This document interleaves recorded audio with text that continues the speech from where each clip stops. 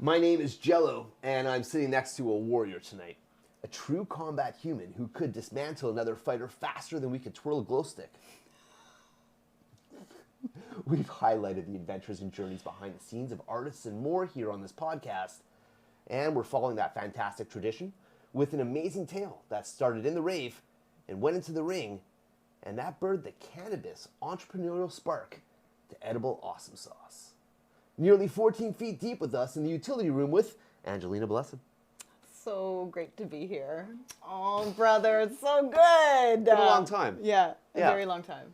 Happy to have you with us. Yo, it's just, it feels like full circle, and I'm really, really, really excited to be here. You know, I was excited all day about it, so. You know, I want to jump right into it. So I'm gonna ask you a super heavy question. Let's go. Okay, how has the legalization of cannabis in Canada affected you? Oh, man.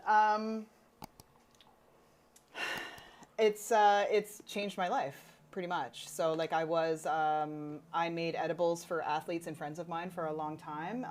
And that had to stop about a year before legalization. So we knew legalization was coming. So I knew that I wanted to be part of the whole legal kind of entity. I didn't want to continue doing what I was doing. So once I knew that legalization was coming about, we stopped what we were doing, and then about a year after, prior to legalization, we had found who our business partner was going to be. So I knew that where I wanted our products to land, and through legalization, we knew that that was going to be the only way to get them across Canada in that matter.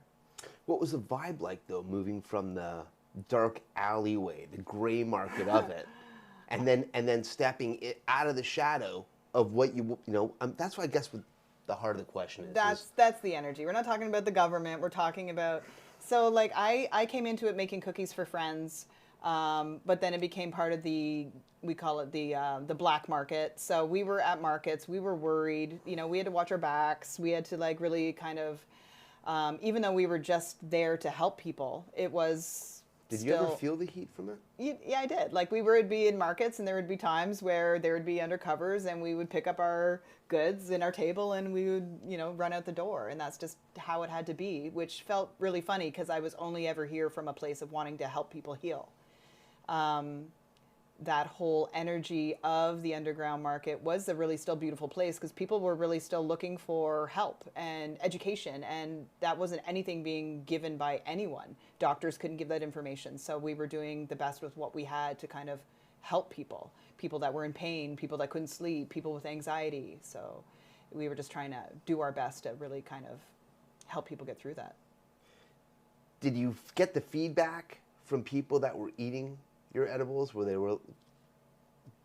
when that started happening, what was the fuel like? How did that move you? Well, it kind of started with myself. So like I had been training, and my body was really hurting, and I wasn't able to sleep. And then even though I was able to mentally push through the workouts, I just wasn't feeling great. So I knew something had to change. I had a lot of body pain. I wasn't sleeping right. I wasn't eating right. So then I was just like, okay, forget it. I'm just going to try smoking weed again. And it had been probably 10 years since I had left the rave scene, so I had been a totally sober life from that point. So it was just it was a bit of a 180. How about, let's start the day. Okay. You're about to go into training mode. Yeah. It's actually, take us into a fight day. Take us into that part. Alarm goes off, wake up time is? Okay, so like we're talking like pre-pandemic, normal day would be wake up at 7, go for a 5-kilometer run. Back then I was still working in the salon, so I would finish the run. I would go to the salon from 11 till 6, or 11 till 5. I would go back to the gym, 5 until 7:30, doing Muay Thai. I would leave the gym, 7:30, 8 o'clock. I would get home, and then I would have to bake cookies until 11 or 12 or so. So that was my life for quite a few years. So training and then on your feet? Always, nonstop, eating food on the streetcar, like just between gym, home, gym, baking. So did you find that you were having, like, was it a muscle fatigue? Was it a mental stress thing? Was it a combination of both? The muscle pain I was able to talk myself through. Like I was just like stubborn enough to be like, it's fine, go hard, go home, just like keep going. But it was eventually the muscle pain and the concussion symptoms and stuff like that just became so severe that it eventually just wore on my mental. And it was like I'd be crying, I would be just exhausted. It was the exhaustion and body pain, and then it just became mental, where my body just broke down, and it was just time. So then I started making the butters and making the oils after I had smoked a couple times and knew that smoking wasn't really the route that I wanted to take. So made some cookies for some friends and just kind of went that way, and just like, oh, this strain is causing a little bit more sleep, a little more relaxation. So it kind of spiraled from there. Did you have a mentor for this? Was there someone that walked you through the path on how to do it? No, I've had a lot of really, really, really great people along the way, but no, all the research I started was on my own, and then kind of once I started, then I had a couple of really great people. Was this online? Like you were just I bought like I was buying every weed book, every weed cookbook that I could find, just to kind of figure it all out. Yeah.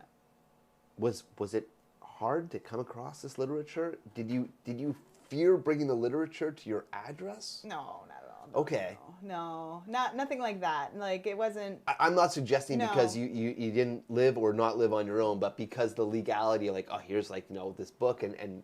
No, like I would usually just buy the books and just bring them home, but it was just more about like trial and error, and that was the kind of hard yet fun part. So like, making the butters, figuring out the best way to make the butters, getting it into an edible product, making it into a cookie, and then eating it. Well, how many naps did I have? How many like...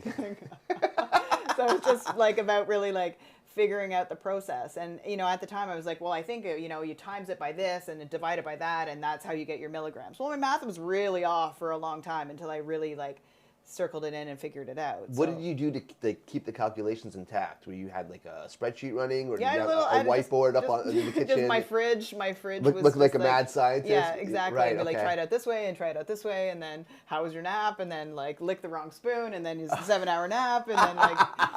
But it was a good process because it actually it helped me heal so much. And at the same time, I found Float Toronto, so it's a sensory deprivation tank. And so, everything I learned from Joe Rogan about like just taking a little bit of time, and the fact that we as fighters weren't taught how to relax. There was no recovery process to the training. There was only training. That's all that I knew is like cutting weight, training, going hard, getting punched, running nonstop, not stopping. So I had to just stop. And that's when I got into the float tank, and that's when I slowed my brain down a little bit. And that's when I really realized, especially as an older fighter, that recovery was just as important as the training itself. If, I'm assuming, as a generalization, cannabis would be seen as a relaxant? Maybe on a general basis, but I would argue that incredibly. Okay, yeah. so I'm going to be more specific to it. Stigma. Okay. I think stigma would how about say... let's say indica? No? Relaxation benefits, I would say. I'm bringing it up because a lot of people will be like, hey man, chill out, smoke a joint. That's what this is stigma, not... for sure. Okay. Yeah. So the idea of chilling out and the idea of training for fighting, to me, these are two very different things. 100% One thing is adrenaline firing, I'm not afraid to get hit, that mentality, and go, go, go. And the other thing is, should I put pineapple on this pizza and order a movie on Amazon? Because, and so how does this work? I'm thinking to myself, you're creating a bunch of edibles. You're using it as a form of medication to treat specific needs, injuries that could be sustained from a very physical life. But the things that are associated with this are chilling out. And I certainly know that ordering a pizza is certainly not helpful when you're training. Mm. What is it? For me, it really started as an entire recovery process. So the strains that I was picking for the original cookies that I made were very indica based, very like blueberry or pink. And that was what I learned. So as I was making those cookies, and I was only eating them at night, and I was still waking up and doing all my stuff. And but then I went through a big concussion, and I was like, okay, I'm not training at all for the next, it was a few months that I didn't train at all. So I was just like, okay, you're kind of doing anything. So, I took a big period out where I was just focusing on my brain health and all of that. And then I'm just like, okay, I know I want to move my body a little bit. What am I going to do? I'm like, let me try this sativa. Like, okay, so smoke some sativa, and then I'm shadowboxing, and I'm moving, and I'm feeling more cerebral and active and different. So then, even though for the first bunch of years, my whole attitude was about, give edibles to fighters so that they can relax. And now, through different dosages, I'm seeing the performance-enhancing abilities that you can have from, sativa or an active strain or something that your body works with, and you can see the performance benefits that you'll have from it. Do fighters struggle with addictions? Is this something that's common? I would not say that fighters struggle with addictions. I'm not. By the way, Usually. We came from the rave world. This is a totally normal question, but I would say I think fighters have addictive personalities. We're all going to the gym every single day. We're all absolutely dedicated to our stuff. Addictive in that way, maybe not so much addictive in like drug ways. But prescriptions?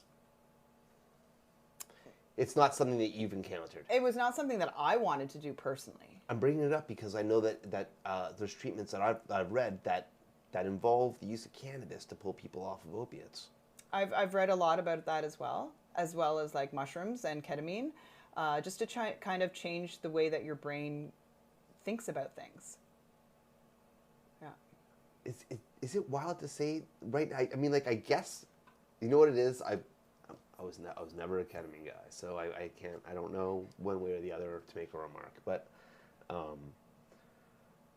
in regards to mushrooms and cannabis, I might have an opinion. So I'm just saying, like, and I think to myself, I'm still trying to wrap my head around the idea that psilocybin can be used to treat, well, anything. Oh.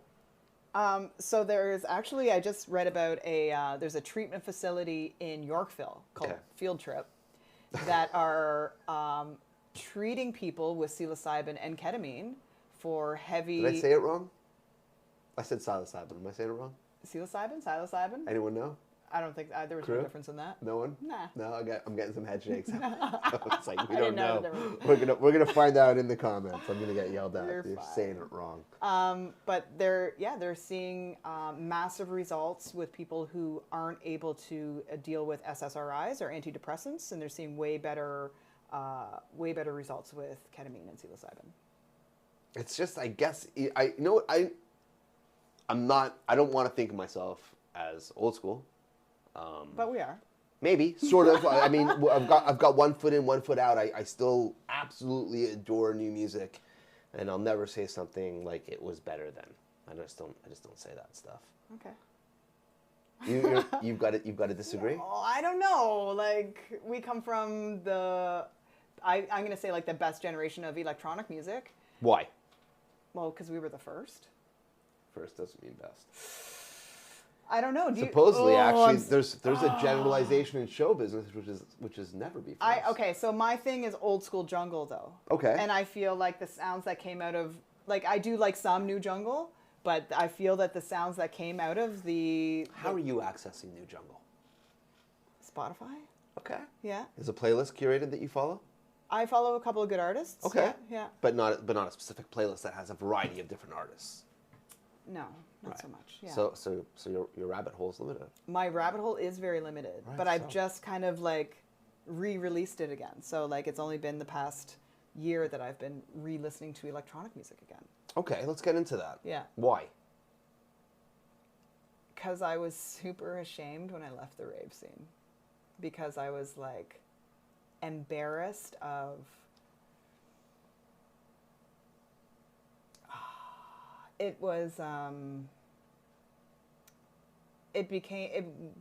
went from being the most beautiful place for me to not a beautiful place, and the changes that went through it, from because I started in 95 and ended in like 2003 3 I found that it got really dark and not a beautiful place for me anymore. Like it was, when I got there, it was like caring and loving and giving, and the drugs were beautiful and everything. And then I found that it just went through, like the drugs changed a lot, became a lot darker. Methamphetamines really came into the scene, making things just feel a lot different. And by the time I left, I was done with it. I was done with the energy. I was done with everything. And I kind of even put the music on that back burner of, I didn't even want to hear it. I wasn't proud of being a raver. I didn't tell people that I raved. Like I didn't talk about it until, honestly, like 2 years ago, like when pandemic hit. And I found electronic music again. And it just kind of came back and was able to be a beautiful thing for me again. So I was able to remember through the pandemic and time alone and all of that, just how, what a beautiful thing it was, even just through the music. And I can't replace that time in my life. And it really did form me to who I am. So, like, I thought I was looking for a family, and I thought that I had found it within the community of the ravers. But then really the people around me were so consumed by drugs that it wasn't really the family that I thought I was looking for. Mm-hmm. Yeah. It's heavy. Heavy. It is. But I like the romance of it. Well, it's amazing because 20 years later, I can come back and stand in front of you guys and, like, you guys are my family still, and that's amazing. It just took me a really long time to kind of figure that out. Was there a forgiveness process with yourself? Do you feel, is that really what happened? Is that you forgave yourself for your past and you started to, you could let your hair down proverbially and start kicking ass on your own personal dance floor? I've seen your social media. Yeah. I've seen you stepping. I hadn't danced since 2000 and whatever.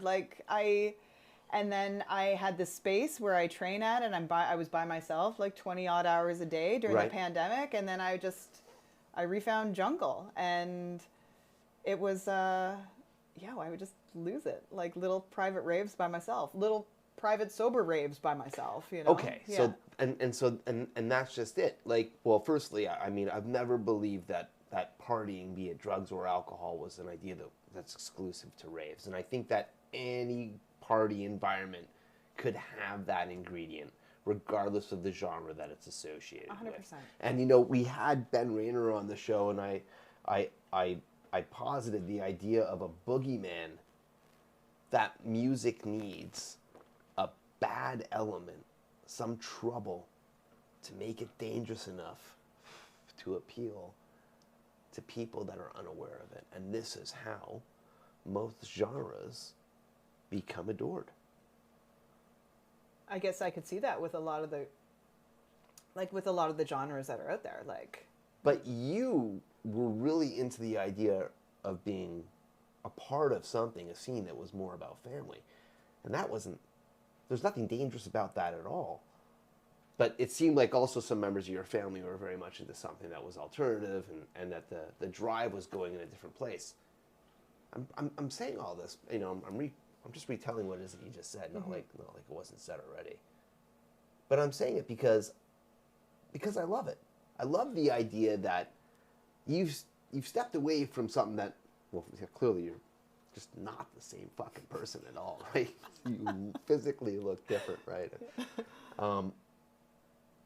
You stepped away from all of it, and it sounds like you forgave yourself. When you forgave yourself for whatever it was, I'm assuming here, you're not arguing, you're not saying I'm wrong. When that happened, you allowed the music to come back into your life. This is a super ingredient and an incredible fuel. And I think that's also part of what the heart of Utility Room in the show is.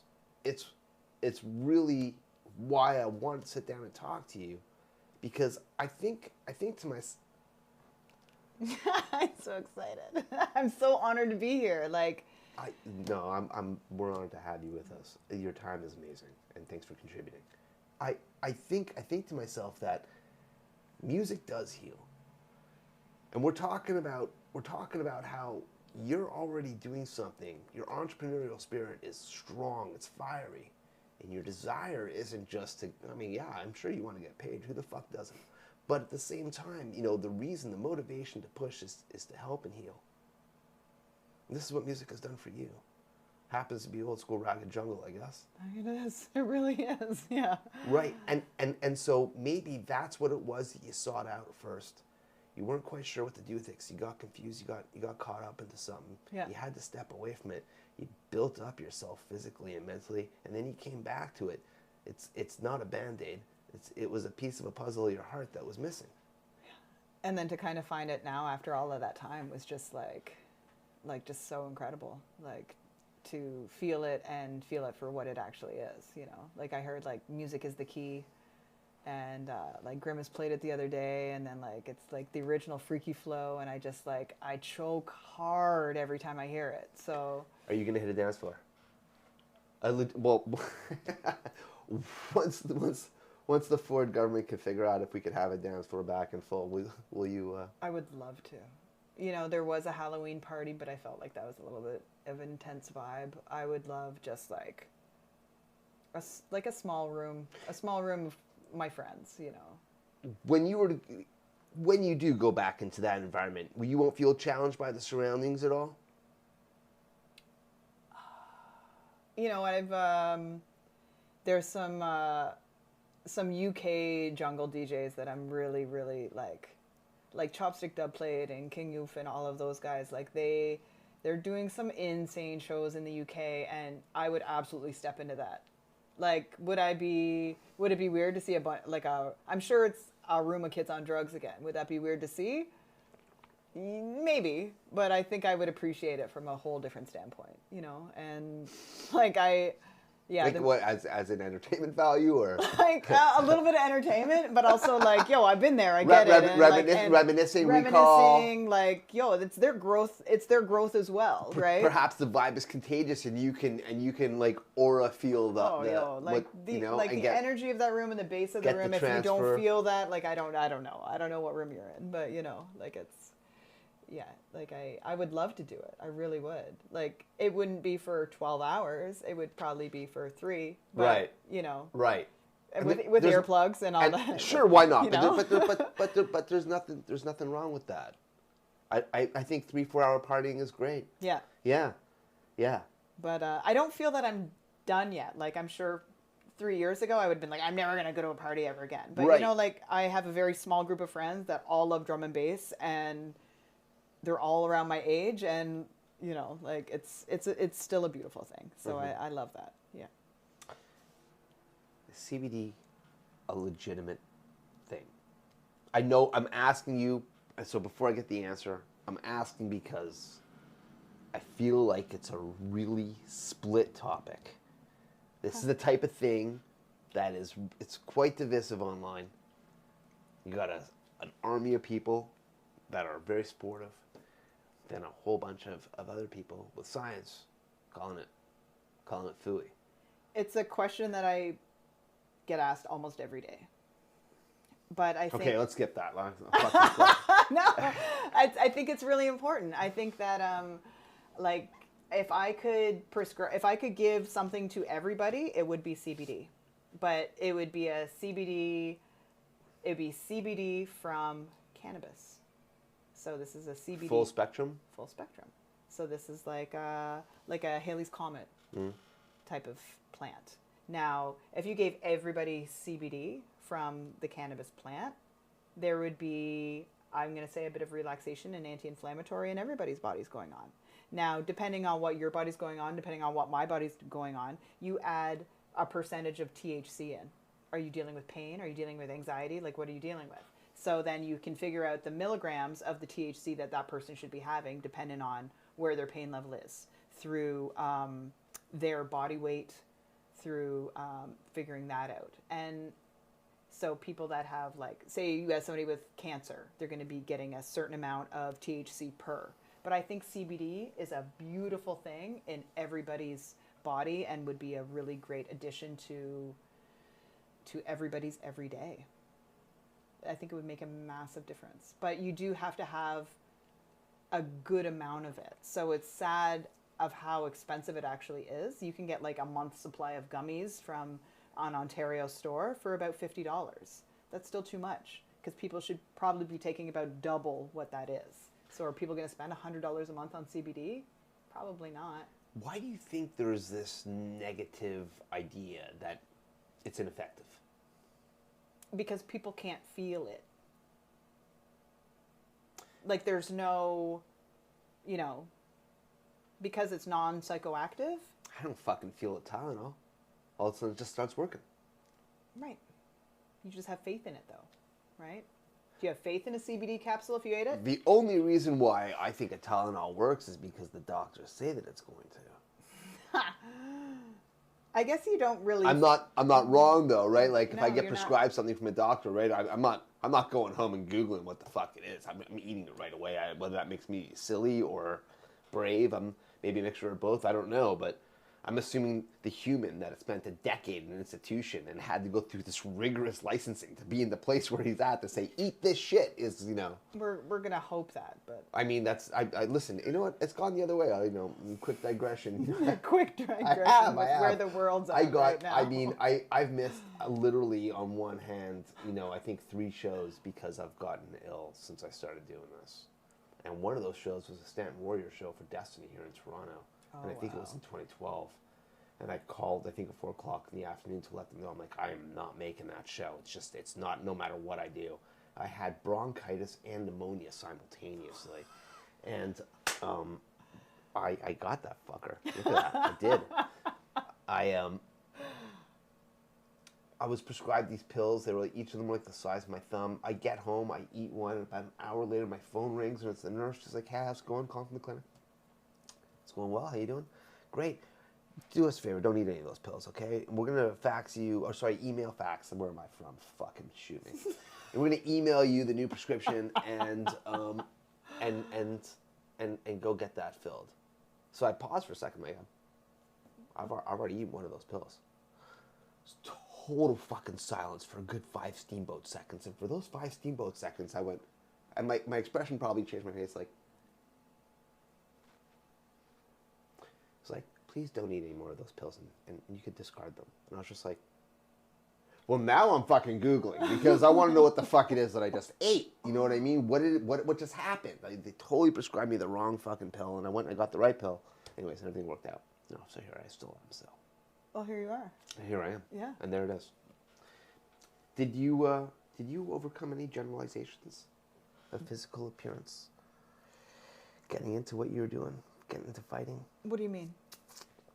Showed up, you were 100 pounds, or you used to be, and you walk into a room and you're like, teach me so I can kick ass. Did someone look at you and size you up and see you like? No one ever sized me up. I was always welcomed into the Toronto Muay Thai community. Even with 0 athletic ability other than my raving dance skills, but that's not an athletic ability. Well, it is in my mind, but apparently it's not. Like, you got great cardio. I'm like, yeah, I'm used to dancing for hours. But no, and not until I got to Thailand. And then I was like a big white woman. And it was like one of these things was not like the other. So when I arrived in Thailand in 2006, the first time, like, I was the only foreigner in the gym. I was the only woman in the gym. And I was, like, bigger than anybody in the gym. Did anyone speak English? The first time I went to Thailand, no. Did you know any Thai? Not at all. No. How did this work? You know, they have gesticulating. Yeah, a lot of good, okay, happy, right. You good. You know, like a hungry. lot of yeah. Right. Yeah, it was a lot of that. Right.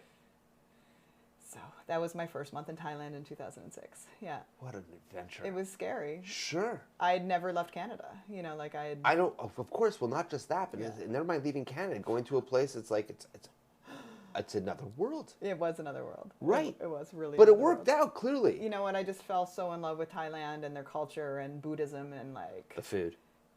Everything. Oh my God. Everything. Food. Yeah. The beach. All day. Yeah.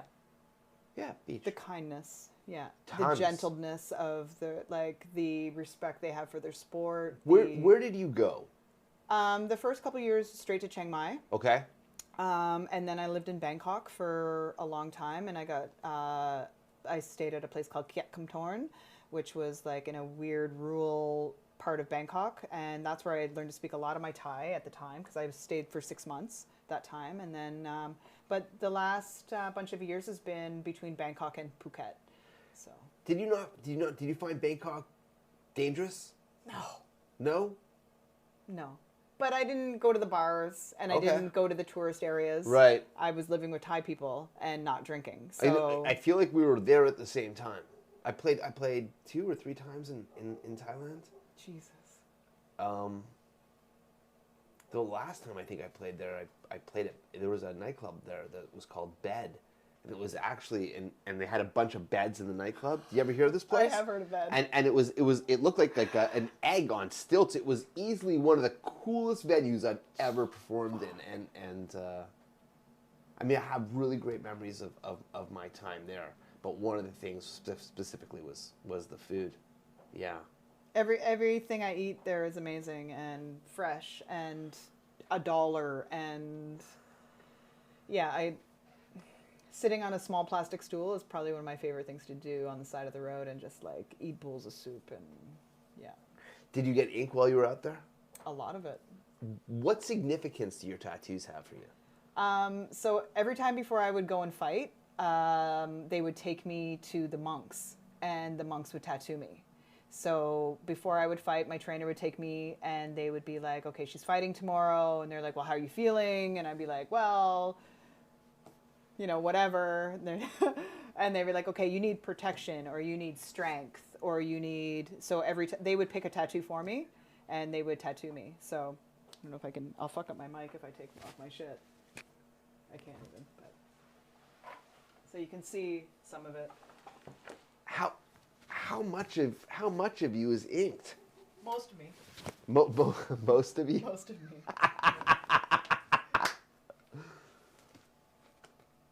So this is just by the monks. Yeah. Just my top back. So all the little guys. Yeah. Can you read Thai now? No. A lot of it is ancient Thai. So. Do you know what everything says on you? Not at all. No. But the unalome, which is this, signifies in Buddhist culture your path to enlightenment. So it shows all the twists and turns that you go through in life on your way up. Yeah. I'm afraid to take my sweater off right now. That's okay. Because I've got absolutely not one tattoo on my body, and I feel I'm not gonna fit in. So I hope I didn't mess my mic up. So my top half was all done by monks in Thailand, but then my bottom half was all done by my best friend Rob, who did all the tattoos on the Suicide Squad. So he did the Joker's ha ha ha. So he works on film, but it's my favorite part of that movie. Is Jared Leto's Joker. Amazing. I feel like if I go online, I'm in the minority. Could you tell me what is the best genre of electronic music and why is it Raga Jungle? The positivity, the culture, the beats. Like I'm sure you'd have lots to say about that, but it's No, I like for, a lot of for Raga. me. It's just it's positivity and love, and it's the Jamaican dance hall with.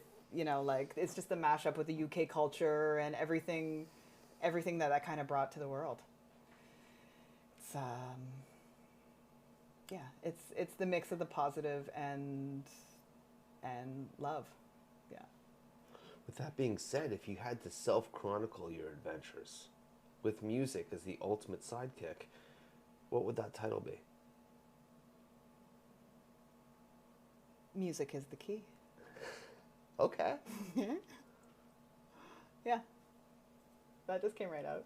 But I can't think of a better track and lyrics for a track that could be more beautiful and could be more relevant from the 90s to now.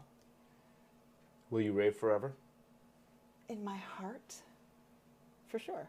What would make you stop going out? Well, I can't tell you the last time that I went out, but I don't know. I don't think if there was ever an idea and a location and a DJ and a venue that would be, you could always sell me on something, I think. I think you'd be like, yo, I'm playing at the comfort zone and I know it's weird and whatever, but I'd be like, yo, I'm coming to support. And even if I'm way older than the crowd, that the people around me would support me to make sure that I would be comfortable in that situation. I mean, I feel like when I first started going out, I saw a lot of older people. We called them all cops, right? Did we though? I did. That guy's a cop. That guy's a cop. And I thought Don Burns was a cop for the longest time until I figured out who the fuck Don Burns was. He wasn't? He wasn't. Oh. I feel like if we took a look back then, a lot of the DJs were older. Yeah. And now, when we look at the DJs now that are playing, a lot of them are older. And so they've got their friends that are coming out with them still and are still wanting to figure out how they can get down and function at work on Monday. But it happens, right? So I know that it's a conversation. And it's certainly a conversation right now online, with the title of Boomer. And the idea that, I know on Twitter, for example, it trended that if you're over 25, you shouldn't be going out. And that all parties should have an age rating of 25 and under. Oh, wow. Right. And I think to myself, do they know who's playing? Sure, there's a lot of younger talent, especially with a lot of the newer and fresher names. But if we really take a look to see what the top 20 biggest DJs are in the world, I'm going to say 75% of those people are north. They're either touching 40 or north of. I'm thinking of a couple people offhand, and they're absolutely all over 30. So raving. Yeah. Electronic music. Mm-hmm. This isn't just youthful. And especially because it's been around since, well, I'm not even quite sure the exact start time. I've been thinking a lot about that. Like, what is the actual start? And I know Kraftwerk's coming to Toronto soon, as I was going to say. Wow. Did you not know that? I did not know that. Yeah, I guess I'm timelining this episode. I'm not supposed to do that. I know already. The producer's going to be like, you shouldn't have brought that up. It's not relevant. Now people are going to be like, oh, this episode's old. I'm going to hear it. But Kraftwerk is coming to Toronto in June. Wow. Yeah, with a 3D show. I'm not quite sure what that means. I saw them the last time they came to Toronto at the Ricoh Coliseum, I think. They had the robots out on stage. And most of the audience, I was potentially one of the younger people in there at that time. They're like late 70s, early 80s? Early 80s. It's definitely 70s. 70s. Sure, I was looking. I think their first major album was in 77. Then yeah, the audience is going to be 50 years old. North of. Yeah. They're touching mid 60s. Right, you're looking at people who are definitely into music at that time. Yeah. And a lot of the people who, there's irony, and that's one of the themes here of the show, is that the more things change, the more they stay the same. A lot of the people that were listening to that music back then were nerds. No, yeah, 100%. Alternative nerds before being an alternative nerd was cool. I mean, have you seen people who make electronic music? I mean, the cool part comes after with the social media trying to build an identity. But if you look at all the early photos of us, I mean, like... we weren't cute. Freaks and geeks. Yeah. Right. And we were a family. And we still are. Yeah. And then that's how we're wrapping it all back up to what you said at the beginning. The more things change, the more they do stay the same. I'm just kind of figuring out who I am along the way, where I think I didn't really understand that in the beginning. Mm. Yeah. But there's something about how, even though we've all had our own experiences, there was a general idea of the adventure that we were on. I adore everything that's new. And I'm constantly fascinated about the direction of where music can go because it's always been technology based. And I know there's a lot of conversation right now, for example, regarding NFT and what it's going to do for the industry and for artists, sole proprietorship. I keep thinking about what's going to be next for sounds. And you know, because I started with hardcore and Hoovers, and now here I am with, you know, with Square and House Drums. And so it's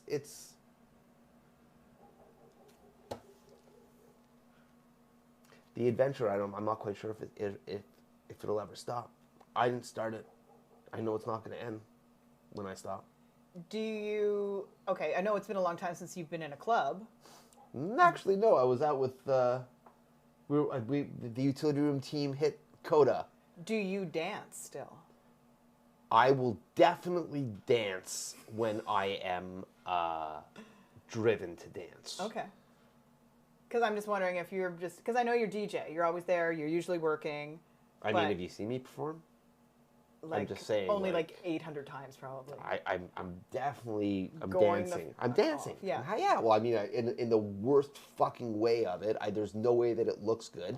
It resembles something like a chicken that's eating too much LSD, you know?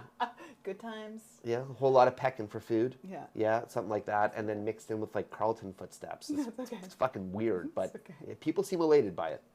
Everyone's like, your performance is fantastic. I always say, what fucking performance? Just losing my shit, just squirreling away right now. This is literally how I select music. I'm like, I'm dancing at home by myself in a fucking room, either wearing headphones or playing as loud as I can get it to go. And if it's doing it to me there, it's gonna fucking do it to you there. Yeah. That's how I've always picked the track. Always. Do you still have a copy of Say Uncle? On tape? I think I still have my tape copy. Do you know it's on YouTube? I have to go work out right now. And if you have trouble finding it, good plug for the Toronto Mixtape Archive. Am I saying this right? TRMA.com. TRMA.com has every fucking mixtape, or almost or close to it, that happened in and around Toronto since mixtapes. Yeah. Yeah. Amazing. You're amazing. You're amazing. Where can we find Blessed Edibles? We will be in stores, we're believing, by April. Okay. You can find us on our website, blessededibles.com. You can reach us on our Instagram, at blessededibles, or you can reach me on my Instagram at angelina.blessed. Are you still training for fighting? Not for yourself personally. Are you training other people now? I am. I train myself, and I'm starting to train some other people. I've got some kind of cool clients right now, and that has just been since the pandemic, and just me needing some amazing humans around me. And one of my best friends went through this big thing, and I just like, okay, we're gonna.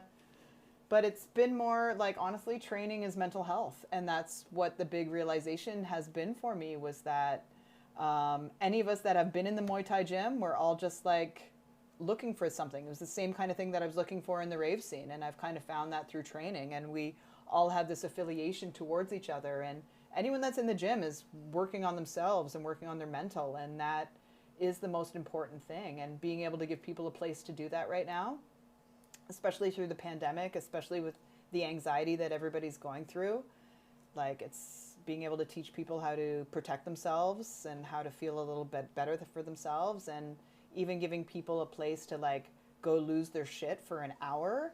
They're able to, when you're having to concentrate on something like Muay Thai, you can't concentrate on your bullshit. So you're having to focus, and you're not thinking about the stuff that's causing you the anxiety. I'm like, you can go think about that shit the rest of the day. Right now you're with me. Right now we're going to do this. And that gives people a lot of like calmness in their heart. And like, that's how I survive every day. So yeah, it's just how we go.